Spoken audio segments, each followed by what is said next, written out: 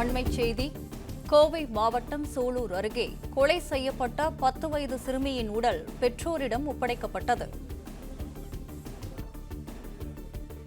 கோவை மாவட்டம் சூலூர் அருகே கொலை செய்யப்பட்ட 10 வயது சிறுமியின் உடல் பெற்றோரிடம் ஒப்படைக்கப்பட்டது.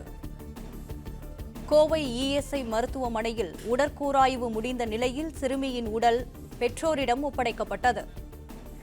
இது தொடர்பான கூடுதல் விவரங்களுடன் இணைகிறார் எமது செய்தியாளர் சரவணன். சரவணன், வணக்கம். விவரங்களை பதிவு செய்யலாம்.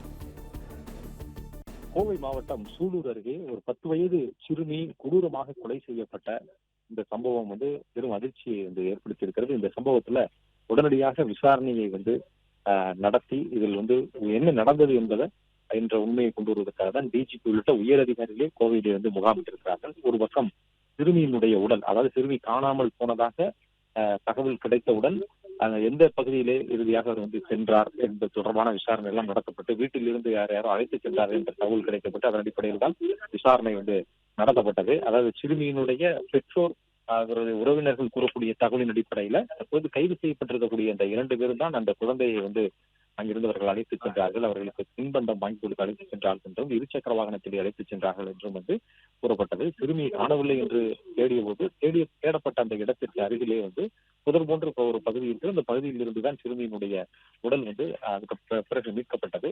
மீட்கும் பொழுதே சிறுமியினுடைய உடலில் காயங்கள் இருந்ததாக கூறப்பட்டிருக்கிறது. குறிப்பாக சிறுமியினுடைய உடலை பார்த்த பின்னர் அவருடைய குடும்பத்தினரும் சிறுமியினுடைய குடும்பத்தினரும் பெற்றோரும் கூறிய தகவலின்படி பார்த்தோம் என்றால் சிறுமியினுடைய உடல்ல பல்வேறு இடங்கள்ல காயம் இருப்பதாக தெரிவித்திருக்கிறார்கள். கழுத்து போன்ற பகுதியில் எல்லாம் காயங்கள் இருப்பதாகவும் நகைச்சீரல்கள் இருப்பதாகவும் தெரிவித்திருக்கிறார்கள். முகம் ஒரு பக்கம் சிதைந்திருப்பதாகவும் சிறுமியினுடைய குடும்பத்தினர் சிறுமியினுடைய உறவினர்கள் தெரிவித்திருந்தார்கள். இதற்கிடையில் தான் சிறுமிக்கு பாலியல் வன்கொடுமை நடந்திருக்கிறதா, பாலியல் வன்கொடுமைக்கு உள்ளாக்கி இருக்கிறார்களா சிறுமியை என்பதை இதில் ஆதாரப்பூர்வமாக தடயத்தின் அடிப்படையில் உறுதி செய்ய வேண்டும் என்பதற்காகத்தான் தொடர்ந்து தடயவியல் நிபுணர்கள் சம்பவ இடத்திலிருந்து ஆய்வு மேற்கொண்டார்கள். டிஜிபி உட்பட காவல்துறை அதிகாரிகளும் ஆய்வு மேற்கொண்டார்கள். விசாரணை நடத்தப்பட்டிருக்கிறது. கைது செய்யப்பட்ட நபரிடம் 2 நபர்களிடமும் விசாரணை நடத்தப்பட்டிருக்கிறது. என்ற போதும் தற்போது சிறுமியினுடைய உடல் பிணக்கூராய்வுக்கு எடுத்துச் செல்லப்பட்டு கோவை இஎஸ்ஐ மருத்துவமனையில பிரேத பரிசோதனை நடத்தப்பட்டது. 2 மணி நேரத்திற்கு மேலாக இந்த பிணக்கூராய்வு நடந்திருக்கிறது. தடயவியல் நிபுணர்கள் இந்த பிணக்கூராய்வு செய்யும் பொழுது அவர்களுமே இருந்திருக்கிறார்கள்.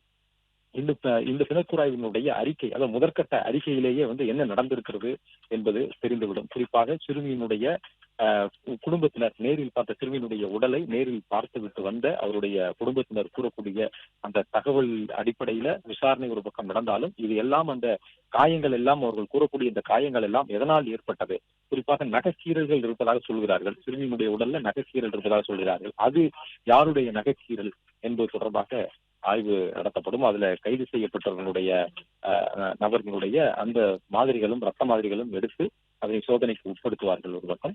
அதே போன்று நகைச்சீரல்கள் இருந்தால் அதை எதனால் ஏற்பட்டிருக்கிறது என்பது தொடர்பாக இந்த முதற்கட்ட அறிக்கையிலேயே அந்த தகவல்கள் எல்லாம் கிடைத்துவிடும். அதே போன்று சிறுமியினுடைய கழுத்து ஒரு பக்கம் உடைக்கப்பட்டிருக்கிறது என்று அவருடைய குடும்பத்தினர் நேரடியாக பார்த்துவிட்டு வந்த பின்னர் தெரிவித்திருந்தார்கள்.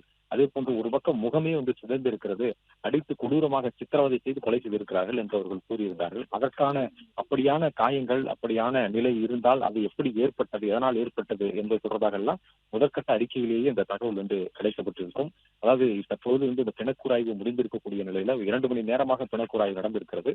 இதனுடைய அறிக்கை ஒரு முதற்கட்ட அறிக்கை என்று கொடுப்பார்கள். அதற்கு பிறகு விஸ்ரா ரிப்போர்ட் அனுப்புவார்கள். அதாவது அது முழுமையான தடயங்களை சேகரிப்பதற்காக தடயவியல் நிபுணர்களுடைய அந்த சோதனைக்கு விஸ்ரா ரிப்போர்ட் என்று சொல்வார்கள், விஸ்ரா அறிக்கை என்று.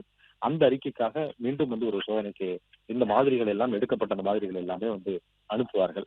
முதற்கட்ட அறிக்கையிலேயே அதற்கான காரணம் தெரிந்துவிடும். அந்த காரணம் இன்னும் சிறிது நேரத்தில் தெரிவதற்கான வாய்ப்புகள் இருக்கு. அதன் அடிப்படையில காவல்துறையினர் ஒரு முடிவுக்கு விடுவார்கள்.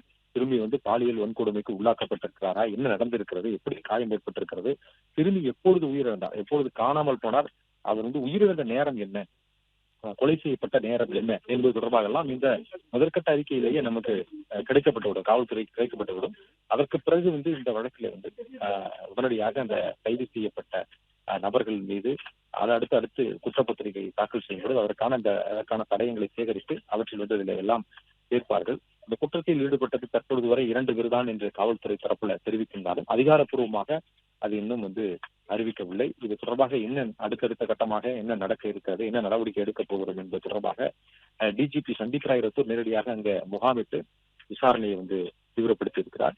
கைது செய்யப்பட்ட நபர்ல ஒருவர் வந்து நீதிமன்ற காவலுக்கு உட்படுத்தப்பட்டிருக்கிறார், கொண்டு செல்லப்பட்டிருக்கிறார். மற்றொரு நபர் மருத்துவமனையிலே இருக்கிறார். அவருக்கு வந்து காயம் ஏற்பட்டு அவர் மருத்துவமனையிலே அனுமதிக்கப்பட்டிருக்கிறார். மீண்டும் அவர்களை வந்து காவலில் எடுத்து விசாரிக்க வேண்டிய ஒரு சூழல் ஏற்பட்டால் அவர்களை காவலில் எடுப்பதற்கும் வந்து போலீசார் ஒரு பக்கம் திட்டமிட்டிருக்கிறார்கள். கொல்லப்பட்ட இந்த சிறுமியின் உடல் தற்பொழுது பெற்றோரிடம் ஒப்படைக்கப்பட்டிருக்கிறது. அவர்கள் கையெழுத்திட்டு சிறுமியின் உடலை பெற்றிருக்கிறார்கள். அவருடைய சொந்த ஊரான சேலம் மாவட்டத்தில் மேட்டூர் அருகே உடலை கொண்டு சென்று அங்கே இறுதிச் சடங்கு நடத்துவதற்காக திட்டமிட்டிருப்பதாகவும் தகவல் வந்து வெளியாகி இருக்கிறது. ஆம்புலன்ஸ் வாகனத்துல சிறுமியின் உடல் வந்து ஏற்றப்பட்டு அங்கிருந்து கொண்டு செல்வதற்கான நடவடிக்கை மேற்கொண்டிருக்கிறார்கள். இன்று காலையிலிருந்தே ஒரு பக்கம் போராட்டம் நடத்தப்பட்டது. சிறுமியினுடைய உறவினர்கள் மற்றும் வந்து சிறுவனுடைய குடும்பத்தினர் உறவினர்கள் எல்லாம் போராட்டத்தில் ஈடுபட்டார்கள். குற்றவாளிகளுக்கு வந்து அதிகபட்ச தண்டனை வழங்க வேண்டும் என்றும் இதில் வந்து என்ன நடந்திருக்கிறது என்ற உண்மை நிலையை கொண்டு வர வேண்டும் என்றும் கூறியிருந்தார்கள். சிறுமியினுடைய உடலை பார்ப்பதற்கு அனுமதிக்க வேண்டும் என்றும் அவர்கள் போராட்டம் நடத்தினார்கள். அதற்கு பேச்சுவார்த்தை நடத்தப்பட்டது.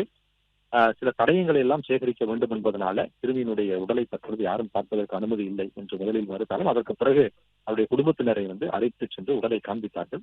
உடலை அவர்கள் நேரில் பார்த்துவிட்டு வந்த பிறகுதான் அதிலிருந்து பல்வேறு தகவல்கள் வந்து அதுல வெளியானது. அப்போது சிறுமியினுடைய குடும்பத்தினர் வந்து பல அதிர்ச்சிகரமான தகவல்களை தெரிவித்தார்கள். அதுல சிறுமியினுடைய உடல் முழுவதும் காயங்கள் இருப்பதாகவும் உடல் முழுவதும் வந்து துன்புறுத்தியதற்கான சித்திரவதை செய்ததற்கான தடயங்கள் இருப்பதாகவும் அவர்கள் கூறினார்கள். கழுத்து ஒரு பக்கம் வந்து திருப்பி அது உடைக்கப்பட்டிருக்கிறது, கை கால்களிலும் முறிவு ஏற்பட்டிருக்கிறது. கை கால்கள் பார்க்கும் போதெல்லாம் அப்படிதான் கை கால்கள் எல்லாம் இருக்கிறது, முறிவு ஏற்பட்டதற்கான நிலையில்தான் அந்த கை கால்கள் எல்லாம் இருக்கிறது. முகம் ஒரு பக்கம் சிதைந்து இருக்கிறது என்றெல்லாம் அவருடைய குடும்பத்தினர் சிறுமியினுடைய குடும்பத்தினர் பேட்டி அளித்திருந்தார்கள், வெளியில் வந்து கூறியிருந்தார்கள். நிலையில் அவர்கள் வந்து என்ன நடந்தது என்பது தொடர்பாக கூறினார்கள். குறிப்பாக அந்த சிறுமியினுடைய தாய் வந்து அந்த சிறுமி காணாமல் போவதற்கு முன்பு என்ன நடந்தது, குறிப்பாக வீட்டில் இருந்த அந்த சிறுமியை வந்து எவ்வாறு அழைத்து சென்றிருக்கிறார்கள், அதாவது குழந்தைக்கு தின்பண்டங்களை கொடுத்து அழைத்து சென்றிருக்கிறார்கள். 2 பேரும் வந்து தெரிந்த நபர்கள் தான் என்றும் அவர் வந்து கூறியிருந்தார். இருசக்கர வாகனத்திலே அழைத்து சென்றிருந்தார்கள் என்றும் கூறியிருந்தார். அதாவது காணாமல் போனதாக கூறப்பட்டு அந்த இடங்களில் எல்லாம் வந்து முழுவதுமாக தேடினோம். அப்பொழுது தேடிய போதும் கூட இந்த தெரிந்த நபர் என்று அந்த கூறப்பட்ட நபர் கைது செய்யப்பட்டிருக்கக்கூடிய அந்த நபர் கூடவே தான் அவரும் வந்து சிறுமியை தேடினார். அப்படியெல்லாம் வந்து தேடுவது போல அவர் நாடகம் ஆடினார் என்றெல்லாம் சிறுமியின் தாயார் வந்து தெரிவித்திருக்கிறார். அது மட்டுமல்ல, இந்த நபரை வந்து அழைத்து செல்லப்பட்ட போது 2 பேருமே இருசக்கர வாகனங்கள்ல சிறுமியை அழைத்து சென்றிருக்கிறார்கள் என்றெல்லாம் சிறுமியினுடைய குடும்பத்தினர் தரப்புல தெரிவித்திருக்கிறார்கள்.